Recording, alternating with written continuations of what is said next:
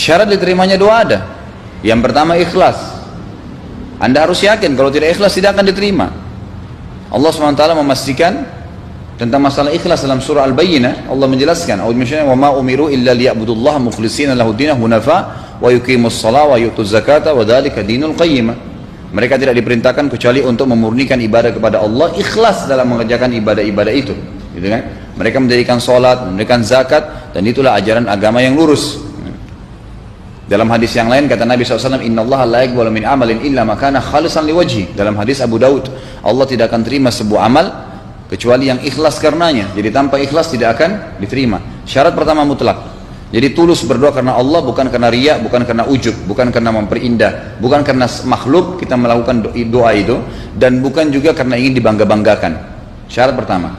Syarat kedua, tidak meminta yang haram. Tidak meminta yang haram.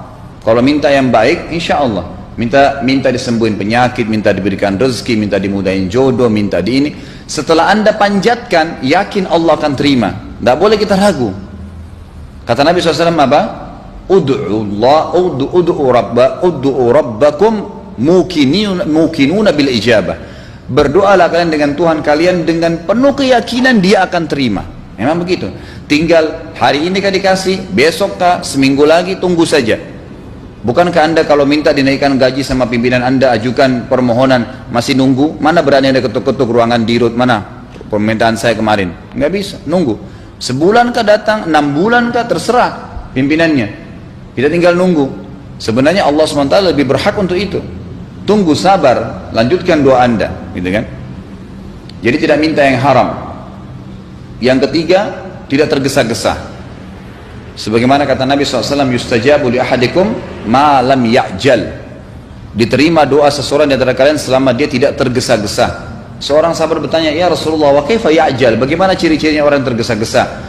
Dia mengatakan, kata Nabi SAW, yaqulu da'utu wa lam yustajabu li fatarakat du'a. Dia mengatakan, saya sudah berdoa, saya belum lihat jawabannya, ya, maka dia tinggalkan doa setelah itu. Tidak boleh terburu-buru dalam ucapan lafadznya dan juga dalam menunggu jawabannya. Akan ada, yakin insya Allah.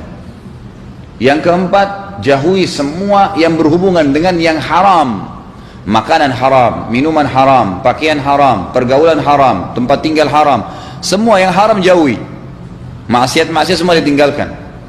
Dalam hadis Bukhari kata Nabi SAW, seseorang rambutnya berantakan, penuh dengan debu pakaiannya, tidak pakai sendal, berdoa mengatakan, "Ya Allah kasih, ya Allah kasih." Bagaimana Allah bisa kasih sementara makanannya haram, minumannya haram, dan pakaiannya haram? Dan kata ulama hadis, dia pendapatannya sendiri haram, misalnya dia beli makanan minuman haram, atau dia dikasih orang lain dan dasarnya dari yang haram. Nggak bisa, gitu kan? Jadi dia harus menjauhi kemaksiatan. Insya Allah, selama 4 syarat mutlak ini dipenuhi, gitu kan? Maka yakinlah akan diterima doa Anda. Masalah nanti diterima bagaimana? Dengarkan hadis yang lain. Kata Nabi SAW dalam hadis lain, tidak ada dengan sanad yang sahih, tidak ada seorang muslim pun di muka bumi, tidak ada seorang muslim pun, turunan Arab, turunan Melayu, orang bule, orang Afrika, siapa saja dia, tidak ada seorang muslim pun berdoa di muka bumi kecuali Allah pasti terima, asal tadi 4 syarat terpenuhi. Tetapi melalui salah satu dari 3 tahapan, bisa diberikan langsung pada saat itu. Ya Allah sembuhin, besok ketemu dokter, berobat, sembuh, 3 hari kemudian, selesai. Minta beli rezeki, tiba-tiba Allah kasih orang-orang tawarin kerjaan, tiba-tiba ada orang bayar utang, dapat uang, tiba-tiba dapat warisan, banyak hal.